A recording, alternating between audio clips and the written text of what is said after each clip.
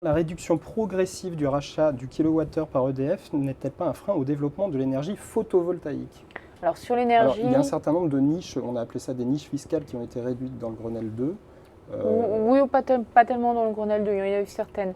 Le principe, c'est pour le développement de ces nouvelles énergies renouvelables, effectivement, l'État a une obligation de racheter ces énergies à un certain tarif qui est au-dessus du tarif de marché.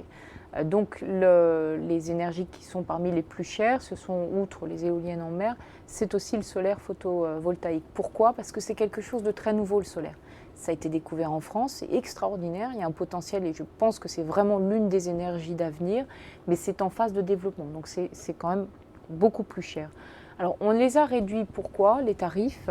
Parce qu'au fur et à mesure les techniques évoluent, donc les prix des panneaux photovoltaïques baissent, et que si on maintient toujours les tarifs, on a des spéculateurs qui se font de l'argent sur le dos de l'État. Et ça ne plaît pas tellement à l'État et je pense que ça ne plaît pas tellement à la population française non plus. Alors, on a eu un problème qu'on a constaté dès le mois de novembre, qui était que le nombre de projets qui ont été présentés au cours du mois de novembre et du mois de décembre était tellement important qu'on aurait en un mois et demi atteint les objectifs qu'on s'était fixés pour 2020. Mais c'était des vrais phénomènes purs de spéculatifs, avec des faux bâtiments, avec des personnes qui se déclaraient comme agriculteurs alors qu'ils habitaient en pleine ville.